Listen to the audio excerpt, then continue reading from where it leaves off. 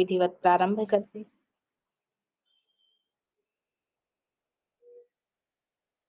एक अनुकूल आसन की रचना करके स्थिरता पूर्वक अपने शरीर को पूरी तरह से सहज करके बैठेंगे।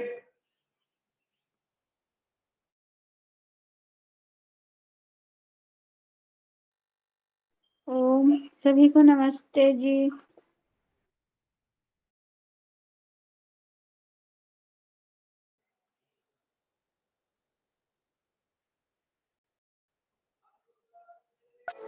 अपनी सभी प्रकार की बाह्य वृत्तियों एवं चेष्टाओं को रोककर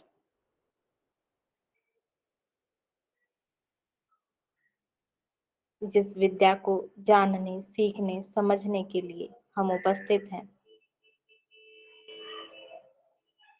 उसी के लिए चित्त को दृढ़ संकल्पित करके ईश्वर से प्रार्थना करेंगे कि परमपिता परमात्मा हमें सब प्रकार की योग्यता एवं सामर्थ्य प्रदान करे, जिससे हम इस गूढ़ विद्या को जानने, सीखने, समझने और अपने आचरण में लाने में समर्थ हो पाए। हम ऐसा कर पाने में पूरी तरह से सक्षम है। सभी प्रकार की योग्यता ईश्वर ने मुझे दे रखी है। इस योग्यता का संपूर्ण प्रयोग करके मैं न केवल इस विद्या को जानूंगा, अपितु अपने जीवन में, अपने आचरण में इसे धारण कर मनुष्य जीवन को सफल भी बनाऊंगा। ऐसी शुद्ध भावना और दृढ़ संकल्प के साथ आज का स्वाध्याय प्रारंभ करेंगे। साथ ही यह भी संकल्प करेंगे, ऐसी भी चेष्टा करेंगे कि अब से लेकर के कक्षा काल तक मैं अपनी सभी बाह्य एवं आंतरिक वृत्तियों को स्थगित करके केवल और केवल योग विद्या से संबंधित ही विचारों को, वृत्तियों को उठने दूंगा और उन्हीं के माध्यम से इस विषय को सीखने समझने का प्रयत्न करूंगा। ऐसा मैं कर पाऊं, उसके लिए ईश्वर मुझे सहयोग दें, मुझे बल दें। इन्हीं भावनाओं और प्रार्थनाओं के साथ 3 बार ओम का उच्चारण, फिर स्वाध्याय मंत्र। ओम का उच्चारण करेंगे। ओ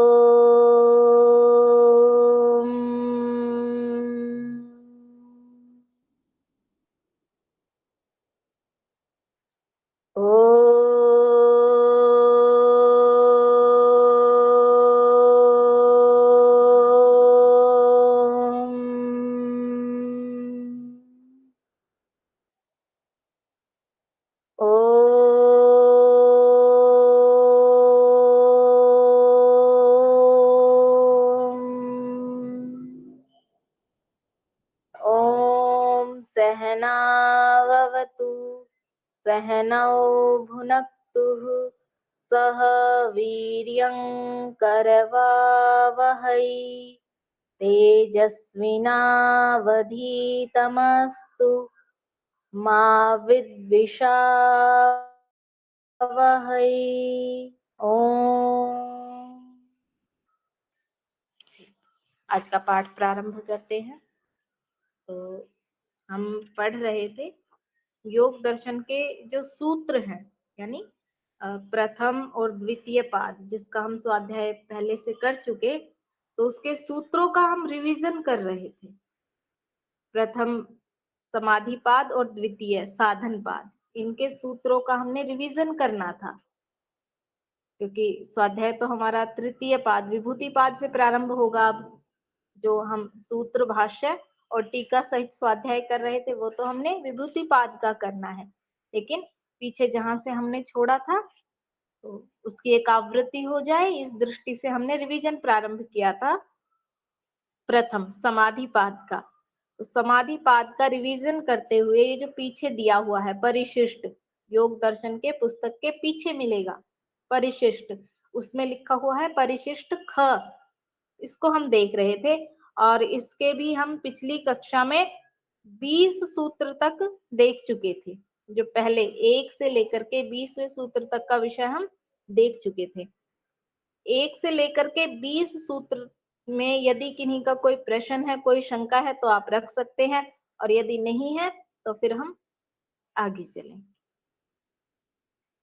प्रथम पाद समाधि पाद के 1 से लेकर के 20 सूत्र तक कोई प्रश्न हो तो आप पूछ सकते हैं।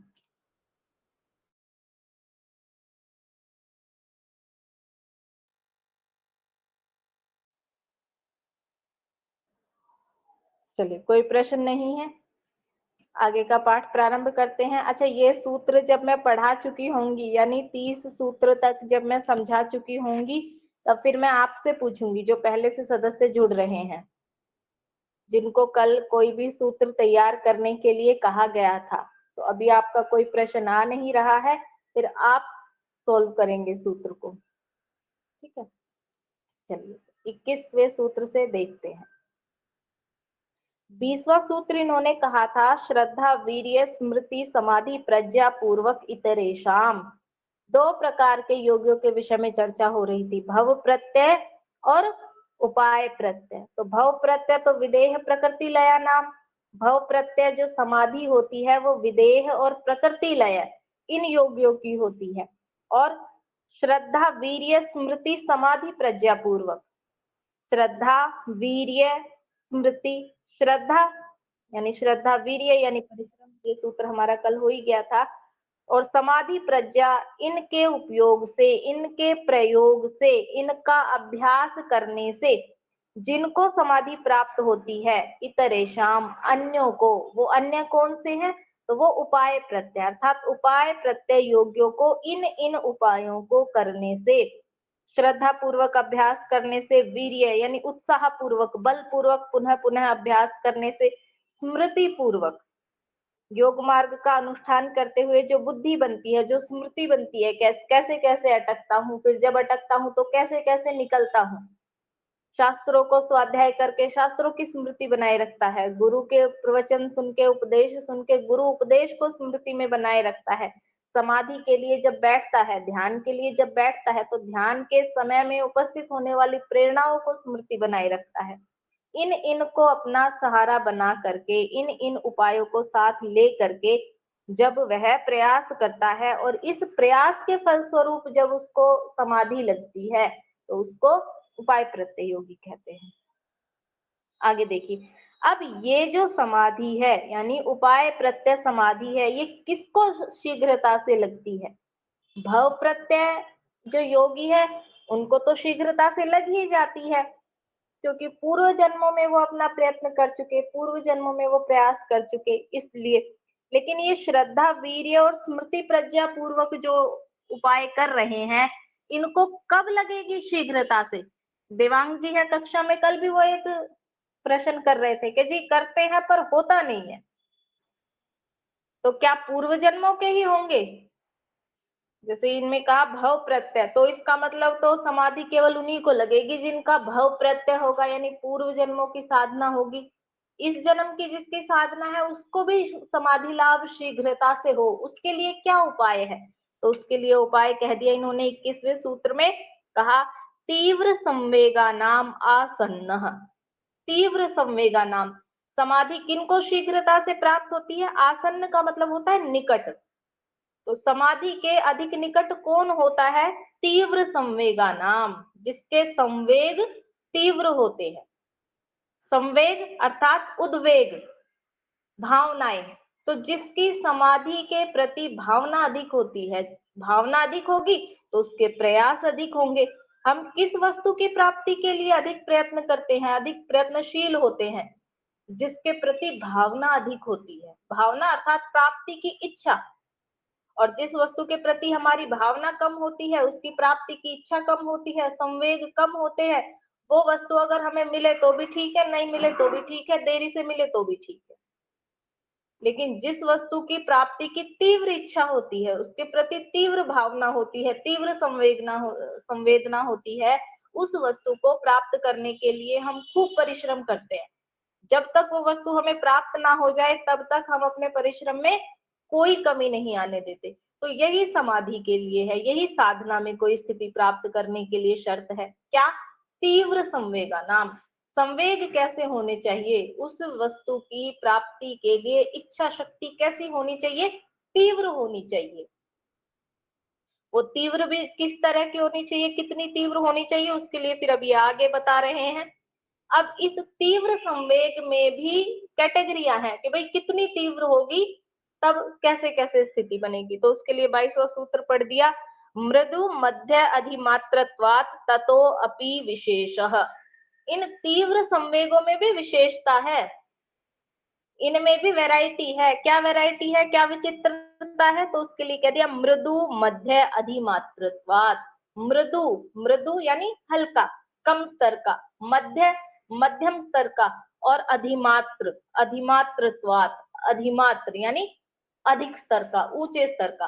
तो किसी की संवेदनाएं तीव्र हो सकती है, किसी के संवेग तीव्र हो सकते हैं, लेकिन कम स्तर के तीव्र है।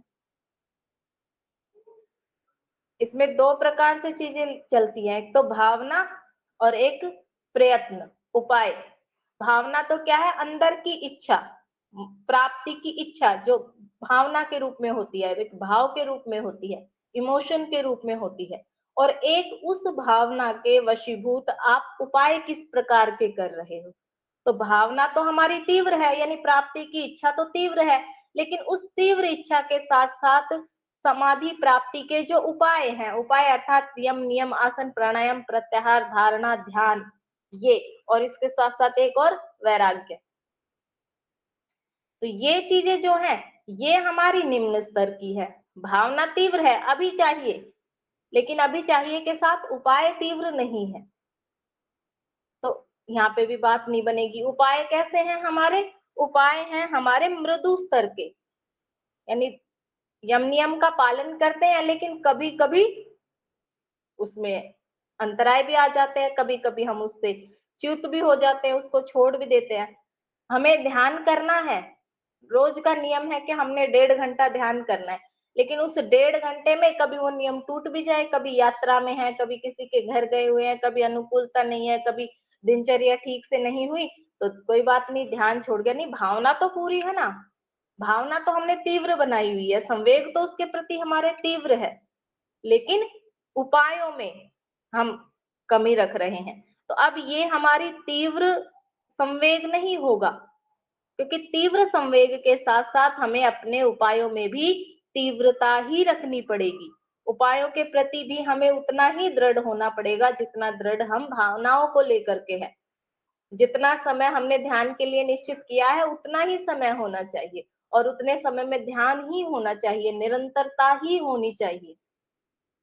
ये तीव्र संवेग में आएगा। ऐसे मध्यम स्तर का ले ले तो भावना तो हमारी उच्च स्तर की है, अच्छी तीव्र स्तर की है, लेकिन जो उपाय हैं हमारे, वो उपाय हमारे मध्यम स्तर के हैं। मतलब करता तो रोज हूँ ध्यान, यात्रा में हूँ चाहे कहीं पे भी हूँ, संध्या तो मुझे रोज करनी है, लेकिन आधे घंटे में हो जाए, 15 मिनट में हो जाए, कभी वृत्तियां स्थिर नहीं है, चित्त बार बार उधर जा रहा है, तो शीघ्रता से मंत्र पाठ करके और बस हो गया ध्यान, हो गई संध्या। ऐसा नहीं, कैसा होना चाहिए? प्रयास पूर्वक उसको, जैसा जो उसके लिए विधि है भाई, समय भी पर्याप्त हो उसमें और चित्त की स्थिरता भी पर्याप्त मात्रा में हो, यानी ध्यान को ध्यान के तरह से ही करना। तो तीव्र संवेग और तीव्र उपाय, जब ऐसा होगा तब समाधि निकट होगी। इसमें विशेष ये जो इन्होंने कहा ना, तीव्र मृदु मध्य अधिमात्रत्वात् ततो अपि विशेष, ये ऊपर वाले सूत्र से जुड़ के ही है कि तीव्र संवेगानाम आसन्न, तीव्र संवेग वालों के लिए समाधि निकट होती है।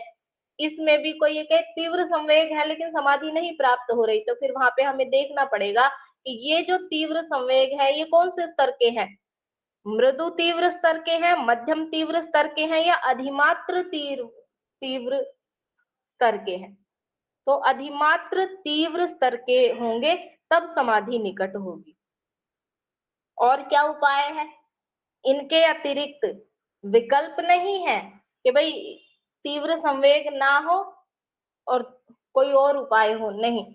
तीव्र संवेग हो, इसके साथ-साथ एक और उपाय बताया जा रहा है समाधि प्राप्ति का, शीघ्रता से समाधि प्राप्ति का। वो क्या बताया जा रहा है? इसके लिए कह दिया ईश्वर प्रणिधानाद् वा, ईश्वर प्रणिधान। तीव्र संवेगों के अतिरिक्त एक और चीज है जो समाधि प्राप्ति शीघ्रता से करवाती है, वो क्या है? ईश्वर प्रणिधान। ईश्वर प्रणिधान, ईश्वर प्रणिधान।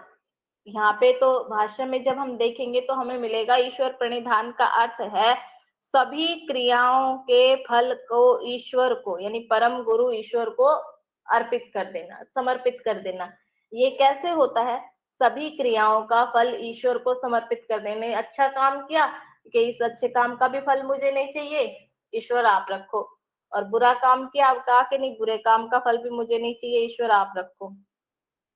ऐसा अर्थ होता है ईश्वर प्रणिधान का। जो पहले पढ़ चुके वो बताएं, उनको एक समझ बनी हुई होगी। ईश्वर प्रणिधान का अर्थ क्या है? स्मृति जी।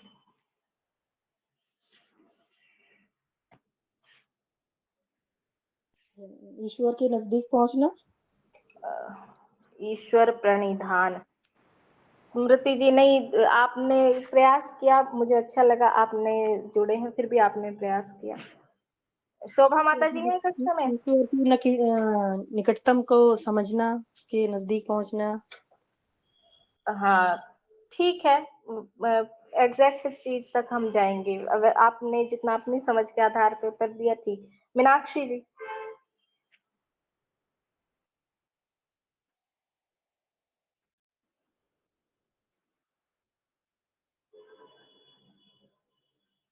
हाँ, ये ठीक है।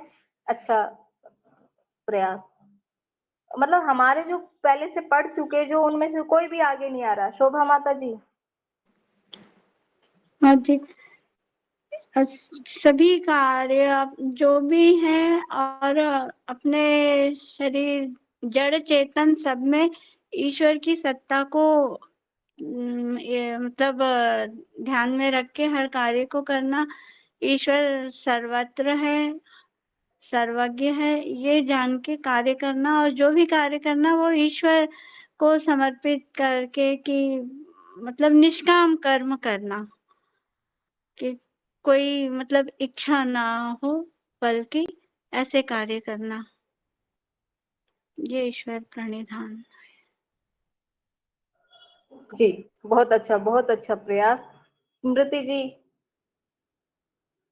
जी जी। अब मतलब 24 घंटे ईश्वर परिधान में रहकर पूरी दिनचर्या को बिताना। जैसे हम लोग सुबह उठते हैं तो हम ईश्वर को याद करते हैं, और फिर व्यायाम करते हुए हम जब प्राणायाम करते हैं तो ईश्वर से जुड़ना। हम भोजन बनाते हैं, फिर हवन संध्या करते हैं, भोजन के वक्त भी भोजन मंत्र बोलना, और हर क्रिया को, हर एक्टिविटी के साथ ईश्वर को जोड़ना, और अपने आप को 24 घंटे ईश्वर के साथ लगाए रखना। सब कुछ ईश्वर की मतलब ईश्वर से ही प्रेरणा लेके करना। कुछ प्रॉब्लम है तो एक एकांत में बैठ के उससे मेडिटेशन करके, मतलब ध्यान करके उसका सॉल्यूशन लेना। कहने का मतलब है कि हम लोग पूरा दिन ईश्वर परिधान में 24 घंटे रह के ईश्वर से प्रेरणा लेके अपना पूरा क्रियाक्रम करना। ये जी, बहुत अच्छा प्रयास। मैत्रेयी जी भी जुड़े हुए हैं, उन्होंने भी हैंड रेज किया। मैत्रेयी जी, इनके बाद आर्येश जी आपसे भी जानेंगे। मैत्रेयी। जी, सभी को सादर नमस्ते जी। शरीर आदि मतलब पदार्थों को ईश्वर का मानकर हम जब कार्य करते हैं और उसमें ये नहीं चाहते कि मुझे प्रसिद्धि मिले या ये सब मिले, तो कोई लौकिक मतलब फल नहीं चाहते हैं इसमें, तो वो ईश्वर प्रणिधान है। बढ़िया। आर्येश जी। ओम, सभी को सादर नमस्ते।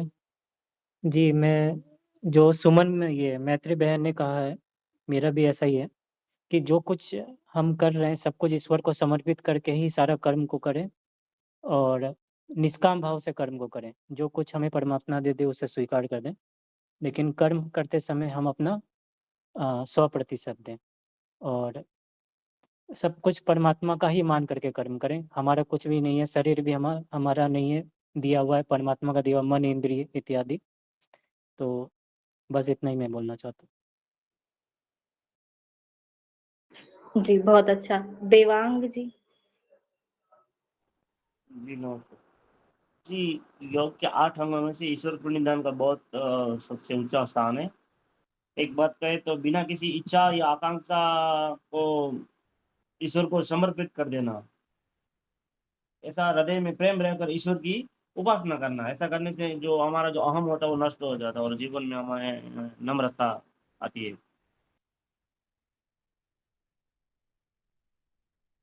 यही ईश्वर जी प्रणिधान। बहुत अच्छा। आप सब लोगों को बहुत अच्छे से इसकी कई सारे सिद्धांत स्पष्ट है और मैं जहां तक समझ पा रही हूँ, जितना जितना हम सबको स्पष्ट है, उतना उतना जैसा स्पष्ट है, जैसा हम वाणी से कह रहे हैं, यदि हम उसको ही यानी उस रूप में भी ईश्वर प्रणिधान को व्यवहार में ले आए, तो भी हम जो वास्तविक ईश्वर प्रणिधान है उस तक पहुंच जाएंगे। जितना भी हमें स्पष्ट है, आप सबको जितना जितना स्पष्ट है, उतने को भी यदि व्यवहार में लाया जाए तो अब इसमें और थोड़ा सा, यानी आप सबने जो कहा उसको एक स्थान पे ले आते हैं कि ईश्वर प्रणिधान का अर्थ है ईश्वर की सत्ता को स्वीकार करके और हमारे पास जो भी कुछ उपस्थित है उसको ईश्वर को समर्पित कर देना। ईश्वर की जैसी सत्य सत्ता है उसको स्वीकार करके, माने ईश्वर सर्वव्यापक है, ईश्वर के सर्वव्यापकत्व को स्वीकार करके, अब क्योंकि ईश्वर सर्वव्यापक है तो सर्वव्यापक होने से जहां पर भी मैं हूं यानी आत्मा है, वहां पर भी ईश्वर है। आत्मा के पास जो भी कुछ है, हमारे पास शरीर है, शरीर के अंदर जिस भी प्रकार की सामर्थ्य है, चाहे वो शारीरिक सामर्थ्य है, बौद्धिक सामर्थ्य है, मानसिक सामर्थ्य है, और भी जो हमारी सामर्थ्य है धन धान्य से संबंधित, उन सभी सामर्थ्यों को, जहां पर वो सब सामर्थ्य है वहां पर ईश्वर भी है। तो ईश्वर के सर्वव्यापकत्व को जब स्वीकार करेंगे तब हम इन सभी स्थितियों को, इन सभी सामर्थ्यों को ईश्वर के समर्पण में अनुभव करें, यानी ये सब ईश्वर का ही है, ईश्वर ने ही मुझे दिया है और इन साधनों के माध्यम से मेरे द्वारा की जाने वाली प्रत्येक चेष्टा को वह यथावत देख रहा है और जान रहा है। जब इस भाव को सदैव हम अपने चित्त में रखेंगे तो हम ईश्वर की आज्ञा के विपरीत कार्य कर ही नहीं पाएंगे। यदि हम इस बात को स्मरण रखेंगे, इस बात को हम सदैव अपने चित्त में उपस्थित रखेंगे, अपने समक्ष उपस्थित रखेंगे, असत्य आचरण नहीं कर पाएंगे किसी से भी। यम नियमों में यही तो आता है ना, ईश्वर प्रणिधान का अंतिम स्थान है। तो यम नियमों में पहले कि सत्य का आचरण करे, एक तो यह कि सत्य का आचरण करे क्योंकि ईश्वर प्रणिधान करना है। एक आप पहले ईश्वर प्रणिधान कर ले, जब आप ईश्वर प्रणिधान किया आपने कि ईश्वर सर्वज्ञ है, सर्वव्यापक है, मुझे यथावत जान रहा है। अब सर्वज्ञ है और सर्वव्यापक है तो मुझ में भी ईश्वर है और मेरे सामने वाले में भी ईश्वर है, अर्थात जिससे हमें वाणी का व्यवहार करना है, जिससे हमें सत्य या असत्य आचरण करना है। तो जब मैं ईश्वर की सत्ता को, ईश्वर की न्याय व्यवस्था को, ईश्वर के प्रभुत्व को स्वीकार करता हूँ और मैं ये भी जानता हूँ कि मेरे में तो ईश्वर है ही है, लेकिन जिसके प्रति मैं अभी व्यवहार करने वाला हूँ उसमें भी ईश्वर है, तो जिस प्रभु की प्रभुता को मैंने स्वीकार किया है उसके प्रति मैं असत्य व्यवहार नहीं कर सकता। अर्थात जब भी हम किसी के साथ व्यवहार करें तो हमें केवल यह नहीं देखना कि मैं अमुक व्यक्ति के साथ व्यवहार कर रहा हूँ, अमुक व्यक्ति के साथ साथ मेरे द्वारा किए जाने वाले व्यवहार को परमपिता परमात्मा भी जान रहा है, देख रहा है। जिसके साथ हम व्यवहार करने वाले हैं, जब उसके भीतर स्थित ईश्वर को हम देख रहे हैं, जान रहे हैं और तत्क्षण अनुभव कर रहे हैं, तब वहां पर हम असत्य भाषण से बचेंगे, तब हम वहां पर हिंसा का भाव लाने से बचेंगे, तब हम वहां पर अब्रह्मचर्य का भाव लाने से बचेंगे, तब हम वहां पर परिग्रह का भाव लाने से बचेंगे। कब? जब हम ईश्वर की प्रभुता को और उसकी सत्ता को, उसके जो भी गुण है, जिस भी गुण को आप जानते हैं, आवश्यक नहीं है कि आप ईश्वर के प्रत्येक गुण कर्म स्वभाव को जान करके ही ईश्वर प्रणिधान में स्थित हो सकते हैं। ईश्वर के किसी एक गुण, किसी एक स्वभाव का ध्यान करके, किसी एक गुण, किसी एक स्वभाव को स्वीकार करके, उसके विषय में जान के, उसके विषय में चिंतन करके भी हम ईश्वर प्रणिधान में स्थित हो सकते हैं। दिन भर, स्मृति जी ने बड़ा अच्छा प्रयत्न किया, दिन भर यानी पानी पी रहे हैं तो ईश्वर सर्वव्यापक है, सर्वव्यापक होने से वो इस जल में भी व्यापक है, वो सब जानता है मुझे क्या चाहिए। जब हम इस भाव के साथ उस जल में, उस पानी के ग्लास में भी ईश्वर की सत्ता को स्वीकार करके, उसकी प्रभुता को स्वीकार करके, उसकी शक्ति को स्वीकार करके जब हम उस जल का सेवन करते हैं, वो भी हमारे लिए औषधि हो जाता है, क्योंकि वह सर्वशक्तिमान है, सब औषधियों का औषधि है। उसको हमने स्वीकार किया और उस अनुभव में जब हम रहे, जो वायु मुझे स्पर्श कर रहा है, उस वायु के साथ ईश्वर जुड़ा हुआ है। सामने आंखें खुलती है, दीवार है, ठीक है दीवार है, लेकिन दीवार में भी तो व्यापक है। कौन? वो जो सर्वव्यापक है, जो कण कण में व्यापक है। इन सब स्थितियों को अनुभव करना, ये है ईश्वर प्रणिधान। काम कर रहे हैं, काम से जुड़े, मतलब स्वयं के साथ, यानी किसी भी काम को जब हम करते हैं तो आत्मा के अतिरिक्त दूसरी चीजों से जुड़े हुए होते हैं ना, शरीर से जुड़े हुए हैं, बाह्य प्रकृति के पदार्थों से जुड़े हुए हैं। अब ईश्वर क्योंकि सर्वव्यापक है तो इन सभी बाह्य वस्तुओं में भी वो व्यापक है। एक बार इस स्थिति को अनुभव करके देखे तो वास्तविक ईश्वर प्रणिधान को भी हम अनुभव कर पाएंगे, उसको समझ पाएंगे और उसका आनंद भी ले पाएंगे। जब ऐसा करेंगे तो हमें अतिरिक्त प्रयत्न नहीं करना पड़ेगा, ना तो यम नियम के पालन के लिए अतिरिक्त प्रयत्न करना पड़ेगा, ना जप के लिए अतिरिक्त प्रयत्न करना पड़ेगा, और ना हमें फिर ध्यान में जाने से पूर्व जो प्रत्याहार एक स्थिति आती है, प्रत्याहार। प्रत्याहार यानी इंद्रियों के विषयों को रोक करके जहाँ पे मन स्थित है, सभी इंद्रियों को भी वहीं स्थित कर देना। तो जब हमें दिख ही सभी जगह ईश्वर रहा है, सुनाई ही सब जगह ईश्वर दे रहा है, छू भी हमें ईश्वर रहा है, तो अब सारी इंद्रियां वही जना रही है जो मन जान रहा है, जो मन जानना चाहता है। जिस कार्य के लिए आपने मन को, चित्त को नियुक्त कर दिया, ईश्वर को ही जान, अब तू ईश्वर को ही देख, ईश्वर को ही सुन, ईश्वर को ही अनुभव कर, ये ईश्वर प्रणिधान। ऐसा वाला ईश्वर प्रणिधान हमारे प्रत्याहार को और ध्यान को पुष्ट करने वाला होता है। बाकी आपने जो भी चीजें बताई, उन सब को ही अगर जानकर आप उसी में गंभीरता से जाएं तो आप यहीं आके पहुंचेंगे। आगे चलते हैं। तो 23वां सूत्र इन्होंने कहा, ईश्वर प्रणिधानाद्वा, तीव्र संवेगों से समाधि शीघ्रता से प्राप्त होती है और उसके साथ साथ ईश्वर प्रणिधान से। कैसे ईश्वर का प्रणिधान करना है? कौन है वो ईश्वर जिसका हमें प्रणिधान करना है, जिसको सब कुछ समर्पित करना है? तो उसके लिए इन्होंने 24वां सूत्र पढ़ा, क्लेश कर्म विपाकाशयर अपरामृष्टः पुरुष विशेष ईश्वरः। ये ईश्वर कौन है, कैसा पुरुष है? तो उसके लिए कहा, क्लेश कर्म और विपाक के आशय से अपरामृष्ट। अपरामृष्ट, परामृष्ट कहते हैं छुया हुआ, और अपरामृष्ट अनछुआ। जिसको क्लेश कर्म और कर्म का विपाक, विपाक अर्थात फल, इनका जो आशय है, जैसे हम आत्माओं के साथ क्लेश का आशय अर्थात जिसमें क्लेश रहते हैं, अर्थात चित्त, वह जुड़ा हुआ है। और कर्म आशय अर्थात जिसमें कर्मों का संचय होता है यानी कर्माशय, और विपाक आशय जिसमें विपाक स्थित रहता है, तो वो जो कि आत्मा के संपर्क में है, तो वह पुरुष आत्मा भी है और परमात्मा भी है, दोनों ही पुरुष है, लेकिन वह विशेष पुरुष है। सामान्य पुरुष जो है अर्थात आत्मा रूपी जो पुरुष है वो क्लेश, कर्म और विपाक के आशय से युक्त रहता है, छुआ हुआ रहता है। लेकिन जो विशेष पुरुष यानी ईश्वर है, वह विशेष पुरुष ईश्वर क्लेश, कर्म और विपाक के आशय से अपरामृष्ट है, अनछुआ है। क्लेश, कर्म और कर्म का विपाक ईश्वर को छू नहीं सकता, बांध नहीं सकता, ऐसा वह विशेष पुरुष ईश्वर कहलाता है। आगे देखिए, और ईश्वर के विषय में बता रहे हैं और क्या स्थिति है ईश्वर की, तो उसके लिए इन्होंने आगे 25वां सूत्र पढ़ा, तत्र निरतिशयम सर्वज्ञ बीजम।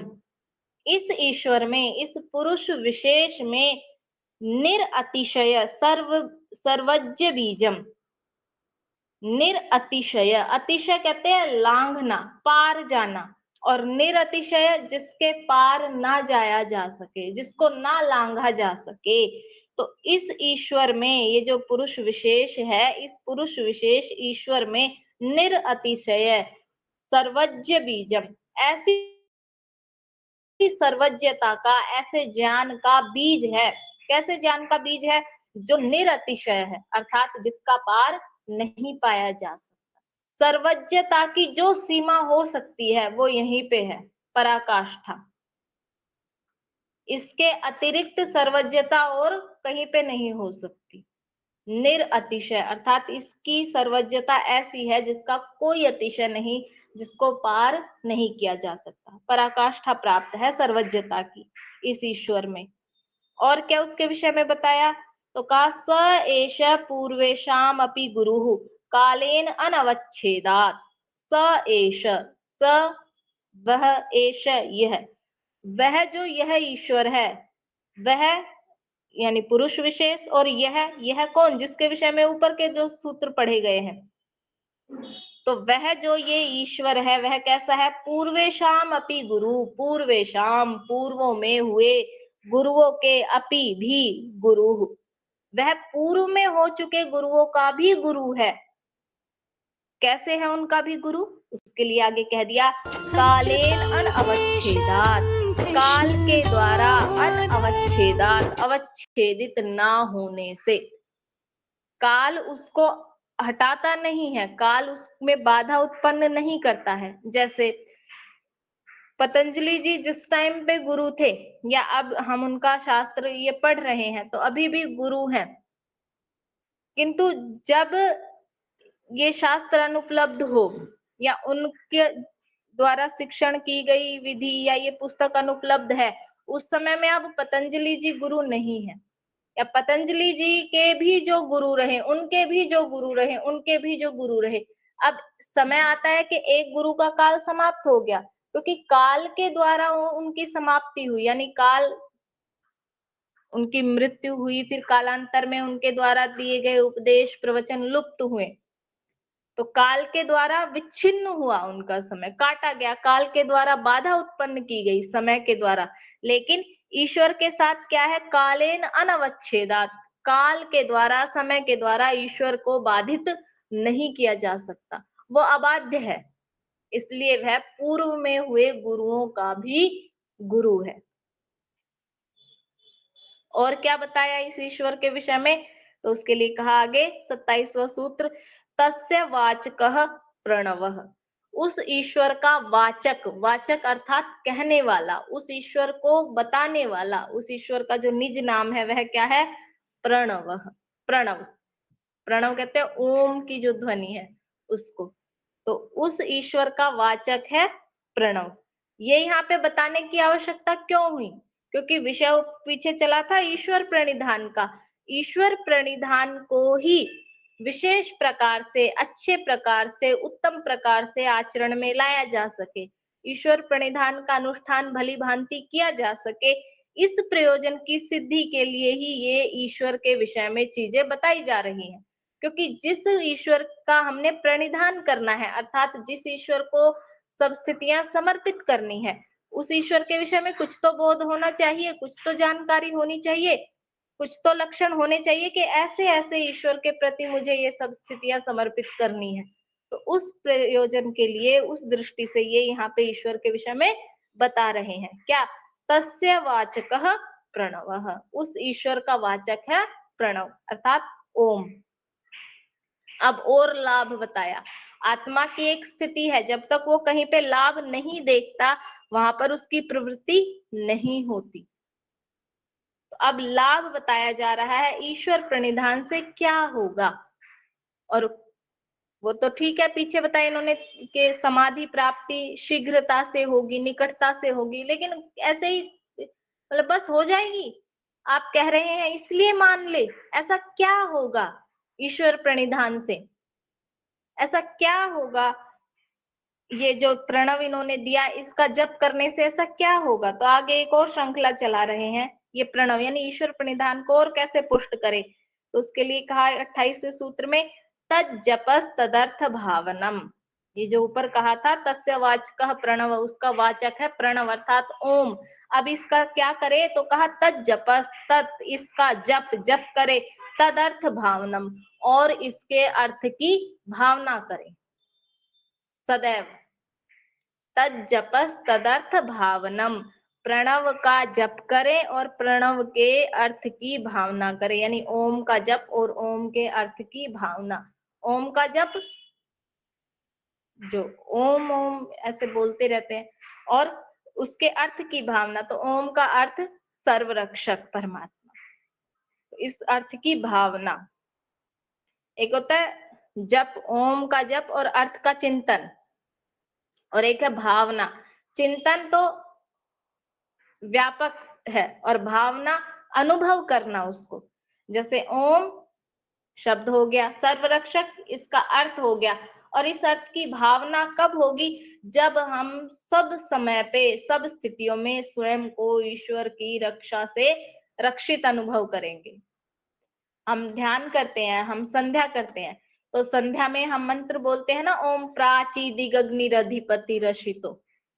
प्राची पूर्व दिशा के अधिपति, पूर्व दिशा के स्वामी ईश्वर, और फिर पीछे वही चलता है रक्षितो, कि मुझे रक्षण दो, मेरी रक्षा करो।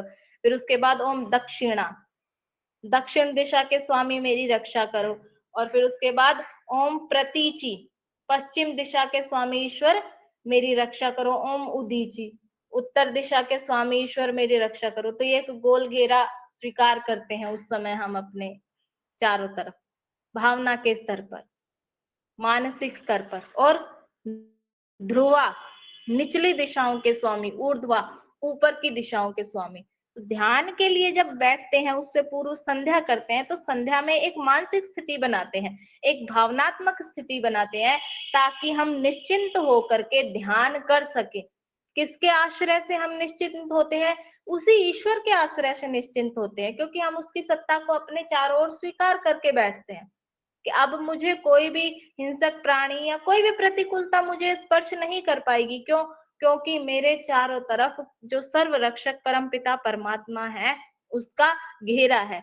ईश्वर प्रणिधान में जब हम सदैव ये प्रणव का जप करते रहते हैं, ओम का जप करते रहते हैं 24 घंटे, जब ये जप अजपा जप में बदल जाए, यानी अभी तो हमें करना पड़ता है ओम ओम ओम ओम ओम, ऐसे अभी तो हमें निरंतर करना पड़ता है, लेकिन जब हमें करना नहीं पड़ता, जब इसकी ऐसी स्थिति बन जाती है कि ये स्वयं ही चल रहा है। अभी आप लोग अनुभव करते होंगे, सुबह में हमने कोई गाना या कोई गीत, कोई भी ऐसा म्यूजिक सुन लिया जो उस टाइम पे हमारे चित्त को टच कर जाए, छू जाए, तो पूरा दिन अब हमारा ध्यान भी नहीं होता, और जब थोड़ा सा भी हम थोड़ा सा भी उसको अनुभव करते हैं, चेतते हैं, तो हमें पता चलता है कि वो गाना हमारे अंदर अपने आप ही चल रहा है। यानी अंदर से हम वही गाना गुनगुना रहे हैं, दिन भर हम वो गाना गुनगुना रहे होते हैं। क्यों? प्रयास पूर्वक तो नहीं गुनगुना रहे हैं, लेकिन उस समय चित्त की स्थिति ऐसी थी कि वो आरूढ़ हो गया। चित्त एक जड़ वस्तु है, जैसे साइकिल के पहिए को जो दिशा दे दी वो उधर चल गई, ठीक इसी तरह। तो उस समय चित्त की ऐसी स्थिति थी, वो गाना इतना हमें छू जाता है, इतना हम उसमें रुचि ले लेते हैं कि शुरुआत में हमने रुचि ली, अब सारा दिन वही चल रहा है चित्त की टेप पे। तो ठीक इसी तरह प्रणव के साथ हमें प्रारंभ में प्रयत्न करना पड़ता है, लेकिन जब ये प्रारंभ का प्रयत्न हम कर चुके होते हैं, तब वो अजपा जप में कन्वर्ट हो जाता है। अर्थात फिर हमें प्रयत्न नहीं करना पड़ता दिन भर ओम को पकड़े रखने का। अब ओम स्वयं ही चल रहा है मन में, और जब स्वयं ये ओम चल रहा होता है, अब इसके साथ हमें भावना जोड़ देनी है। कौन सी वाली भावना, कैसी वाली भावना? जिसके लिए हम संध्या में प्रार्थना करते हैं। तो आप विचार करके देखिए, संध्या में की जाने वाली प्रार्थना जो इन 6 मंत्रों से की जाती है, वो प्रार्थना यदि हमें इतना रक्षित अनुभव करवा सकती है स्वयं को, तो जब सारा दिन हम इसी अनुभूति में हैं, ओम के साथ रक्षक अर्थ की अनुभूति में है, वह परमपिता परमात्मा सब दिशाओं से, सब ओर से मेरी रक्षा कर रहा है, तो ये स्थिति अपने आप को कितना ईश्वर के निकट पहुंचाने वाली होगी। अब जब हम ध्यान में बैठेंगे, तो क्या हमें ईश्वर की समीपता को अनुभव करने के लिए अतिरिक्त प्रयास करना पड़ेगा? अब होगी ना तीव्र संवेगानामासन्न वाली स्थिति, जो कि ईश्वर प्रणिधान के द्वारा पुष्ट हो रही है। तो उसके लिए हमें क्या करना है? तज्जपस तदर्थ भावनम, ओम का जप और ओम के अर्थ की भावना, अर्थात उसको अनुभव करना। आगे देखिए, इससे क्या होगा जब हम इस स्थिति में रहेंगे, जप की स्थिति में, तो उससे क्या होगा? उसके लिए आगे एक और लाभ बता रहे हैं 29वें सूत्र में, ततः प्रत्यक चेतना अधिगमो अपि अंतराय अभावश्च। ततः, इससे, इस प्रणव के अर्थ सहित जप से क्या होगा? प्रत्यक चेतना अधिगमो, प्रत्यक चेतना का अधिगम होगा। प्रत्यक चेतना अर्थात ईश्वर, चेतना अर्थात आत्मा, और प्रत्यक चेतना जो सामान्य चेतना यानी आत्मा से जो विशेष चेतना है, विशेष पुरुष है, उसका अधिगम होगा। अधिगम अर्थात प्राप्ति। और क्या होगा? अपि अंतराय अभावश्च, और अंतरायों का अभाव होगा। अंतराय क्या होते हैं? ये अभी स्वयं बता रहे हैं 30वें सूत्र में। अंतराय यानी विघ्न, योग मार्ग में चलते हुए जो विघ्न आ जाते हैं, जो बीच में स्पीड ब्रेकर का काम करते हैं, उनका अभाव होगा, अर्थात वो हट जाएंगे। तो जब से 2 लाभ हो रहे हैं, एक तो ईश्वर की निकटता को, समाधि को हम शीघ्रता से प्राप्त करने में सफल हो पाएंगे, और साथ साथ जो योग मार्ग में बाधाएं उपस्थित हो रही हैं, जो विघ्न उपस्थित हो रहे हैं, वो दूर होंगे। कौन कौन से विघ्न हैं जो योग मार्ग में उपस्थित होते हैं? उसके लिए इन्होंने 30वां सूत्र दिया, व्याधि स्त्यान संशय प्रमाद आलस्य अविरति भ्रांति दर्शन अलब्ध भूमिकत्व अनअवस्थितत्वानि चित्त विक्षेपास्ते अंतराया। क्या क्या है? व्याधि, व्याधि अर्थात रोग, शारीरिक रोग जो होते हैं, मानसिक रोग हो सकते हैं, और स्त्यान, स्त्यान ना करने की इच्छा, जी चुराना, यानी ध्यान का समय हो गया, आज मन नहीं है ध्यान करने का, व्यायाम का समय है, व्यायाम का मन नहीं है, प्राणायाम का समय है, मन नहीं है, सर्दी का समय है, उठने का मन नहीं है, तो ये स्त्यान। संशय, संशय करूं या ना करूं, इससे लाभ होगा या नहीं होगा, ये जो स्थिति बनी रहती है, संशय। और व्याधि, प्रमाद, प्रमाद में भी जी चुरा, पहले वाले में तो सामर्थ्य है, रुचि है, सब स्थितियां है, लेकिन कभी नहीं करते, मतलब उससे मन कटता है, नहीं आज नहीं। प्रमाद, प्रमाद की स्थिति क्या होती है कि मानसिक स्थिति है, ये मानसिक स्थिति, मतलब शारीरिक सामर्थ्य है, शरीर में कोई दुखन नहीं है, कोई समस्या नहीं है, नींद पूरी हो रही है, सब कुछ है, लेकिन मानसिक रूप से जब हम इससे बचना शुरू करते हैं, ये प्रमाद। आलस्य की स्थिति क्या होती है? आलस्य में मन तो ठीक है, किंतु शरीर में नींद पूरी ना होने के कारण से, या कोई दूसरा काम हमने इतना कर लिया कि जिसकी थकान है, बैठने का मन नहीं है, प्राणायाम करने का मन नहीं है, स्वाध्याय करने का मन नहीं है, शरीर की व्याधि के कारण से, यानी शरीर की थकान के कारण से, ये आलस्य। अविरति, अविरति किसको कहते हैं? एक शब्द है विरति या विरक्ति। विरक्ति मतलब प्राप्ति की इच्छा ना होना, और अविरति इसी के विपरीत ले लीजिए, इसी का उल्टा। अविरति यानी संसार की वस्तुओं से, संसार के भोगों से जब हम विरक्त नहीं हुए हैं, तो जब संसार की वस्तुओं से विरक्त नहीं होते तो ध्यान के लिए बैठते हैं या ईश्वर के समीपता के लिए जब प्रयत्न करते हैं, तब चित्त में बार बार संसार की वस्तुओं से संबंधित ही विचार आते हैं, उनकी प्राप्ति की इच्छा से संबंधित ही विचार आते हैं। ध्यान के लिए बैठे हैं, लेकिन स्वादिष्ट भोजन से यदि हमारा वैराग्य नहीं हुआ है, तो कहीं से गंध आ गई भोजन की, तो अब वो ध्यान तो धरा रह जाएगा और भोजन से संबंधित वृत्तियां उपस्थित होने लग जाएंगी। ये क्यों हो रही है? क्योंकि अभी भोजन के प्रति, स्वादिष्ट भोजन के प्रति हमारी विरक्ति नहीं हुई है, उसके प्रति अभी अविरति है। अविरति अर्थात उसकी प्राप्ति की इच्छा अभी भी बची हुई है। ऐसे ही ध्यान में बैठे हैं, कहीं से कोई सुंदर गाना सुनाई दे गया या सुंदर स्वर सुनाई दे गया, तो अब ध्यान तो रह गया और वृत्ति उसी की लगी हुई है कि इसको और सुना जाए, ये क्या बज रहा है, कौन सा बज रहा है। ध्यान से तुरंत उठने के बाद यूट्यूब पे उसको सर्च करना है, सुनना है। तो ये कब हो रहा है? जब शब्द के प्रति हमारी विरक्ति नहीं हुई है। ऐसे ही अन्य कोई भी विचार हो सकता है। ध्यान के लिए बैठे हैं, लेकिन बार बार पुत्र से संबंधित विचार उपस्थित हो रहा है, बेटा कहाँ होगा, आया नहीं, अभी तक भोजन किया है नहीं किया है, कैसा, ये जो विचार उपस्थित हो रहे हैं, क्यों? क्योंकि पुत्र मोह से अभी विरक्ति नहीं हुई है। तो ये भी एक बहुत बड़ा जो अंतराय है, बहुत बड़ी बाधा का काम करती है अविरति, ईश्वर की समीपता को अनुभव कर पाने में। और इन सब स्थितियों का निवारण होता है ओम का जप करने से, प्रणव का जप करने से।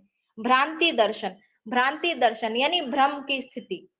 जब भ्रम हो जाता है, कोई भ्रम कब हो जाता है? कई बार ध्यान के समय में हमें नींद आ जाती है, और नींद आने से मतलब वो नींद ऐसी नहीं होती जैसे सामान्य नींद होती है। सामान्य नींद तो लेट करके आती है, हमें लगता है कि नहीं मतलब नींद नहीं थी वो, क्यों? क्योंकि मैंने जैसा आसन लगाया था, आसन तो मेरा वैसा का वैसा लगा हुआ था, तो फिर हमें लगता है कि ये समाधि की अवस्था है, हमें लगता है मेरी समाधि लग गई। और वास्तव में हुआ क्या था? एकाग्रता होने के कारण, चित्त के एकाग्र होने के कारण कुछ समय तक वो, उसको योग निद्रा जैसा समझ सकते हैं कि वो नींद की स्थिति बनी थी। उस अवस्था में मैं कुछ जान नहीं रहा था, लेकिन मेरा ध्यान रुक गया था। बहुत बड़ी संख्या ऐसे साधकों की है जो इसी अवस्था को समाधि मान करके अब समाधि के लिए प्रयत्न नहीं करते, और वो योग निद्रा को ही आगे लेकर के चलते रहते हैं। उनको लगता है बस यही समाधि है। ऐसे समाधि प्राप्त आजकल सोशल मीडिया पे बहुत ज्ञान दे रहे हैं। तो ये भ्रांति दर्शन की स्थिति होती है। और भी भ्रांति दर्शन में क्या स्थितियां होती है? जब सात्विकता बढ़ती है, यानी चित्त में सतोगुण की स्थिति जब बढ़ती है, हमारा भोजन साधन, हमारा आचरण तद अनुकूल होता है, तब साधक को कुछ प्रकाश अनुभव होते हैं। किसी को लाल रंग का प्रकाश दिखाई देता है ध्यान में, किसी को सफेद रंग का प्रकाश दिखाई देता है, किसी को नीले रंग का प्रकाश दिखाई देता है। तो बहुत सारे लोग उन्हीं को फिर कहते हैं ईश्वर का साक्षात हो गया, आत्मा का साक्षात हो गया। कैसा था ईश्वर? कहते वो ऐसा ऐसा था, पीला पीला प्रकाश था, सफेद जैसा प्रकाश था, लाल प्रकाश था। तो ये समझ करके फिर वो अपनी आगे की यात्रा को छोड़ देते, कहते नहीं हो गया, जो करना था वो हो गया। कई बार हमारे स्वयं के संस्कार ध्यान के समय उठते हैं और उसको फिर हम ईश्वरीय प्रेरणा मान लेते हैं। तो ये भी एक साधक की यात्रा में बहुत बड़े बाधक का काम करते हैं। ये भ्रांति दर्शन के अंतर्गत आता है। ये भ्रांति दर्शन भी ओम का जप करने से, प्रणव का जप करने से ये चीजें भी समाप्त होती हैं, रुकती हैं। और क्या है? अलब्ध भूमिकत्व। योग मार्ग पे जब चलते हैं तो हमें कुछ उपलब्धियां प्राप्त होती हैं, कुछ भूमियां प्राप्त होती हैं। अब कोई साधक है जो प्रयास तो लंबे समय से कर रहा है, लेकिन उसको योग से संबंधित कोई भूमि प्राप्त नहीं हो रही है, यानी उपलब्धि प्राप्त नहीं हो रही है। तो जब लंबे काल तक उसको योग कर रहा है, अष्टांग योग का पालन कर रहा है, अनुष्ठान कर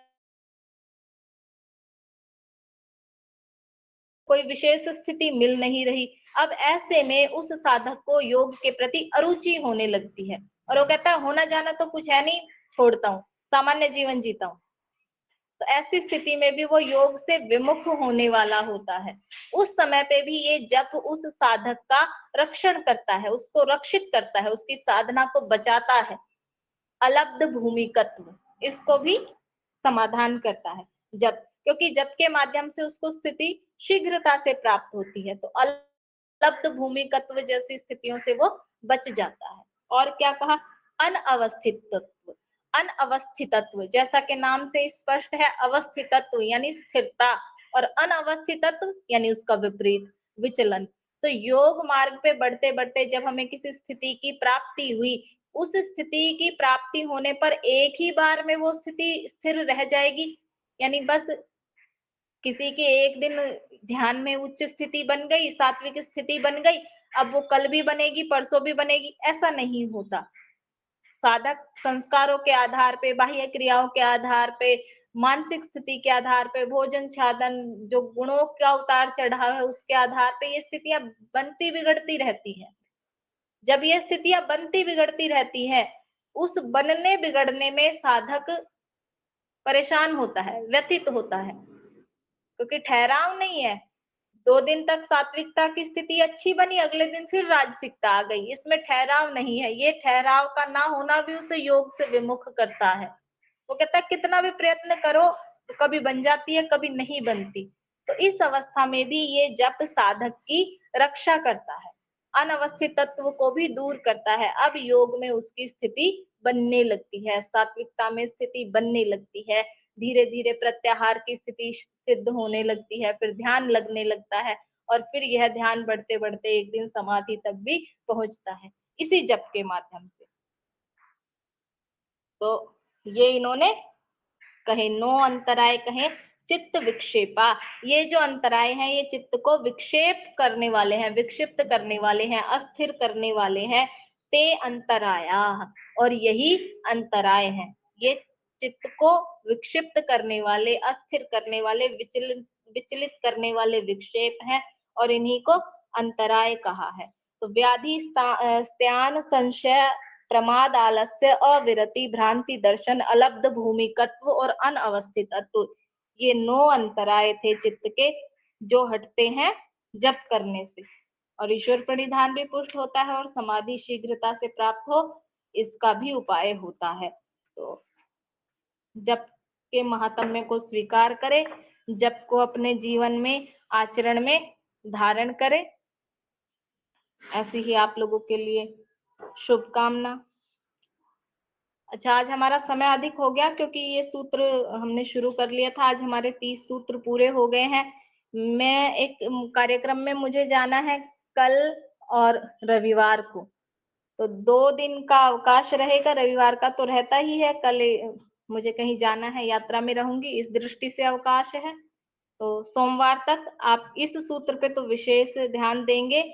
जप क्यों करें और जप करने से क्या लाभ हो सकता है, इसको आप अपने अपने स्तर पे जो भी आपका अनुभव है या आपने कहीं से सुना है, या जप के विषय में एक शंका भी चलती है कि मतलब आर्य समाजी लोग ही शंका करते हैं कि नहीं, जब ऋषि ने संध्या का प्रावधान किया है, उपासना के अलग से मंत्र तक लिखे हैं, तो अब ये जप वाला प्रचलन कहाँ से आ गया?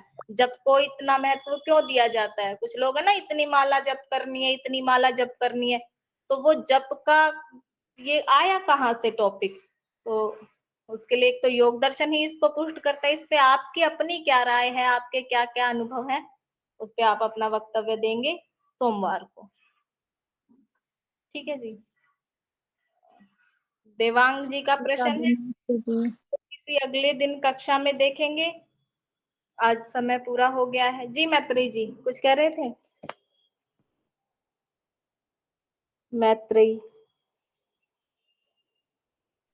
जी माता जी, मैं तो नमस्ते कर रही थी। चलिए ठीक है, ठीक है। आपको भी नमस्ते और आप सभी को नमस्ते। आपका दिन शुभ हो।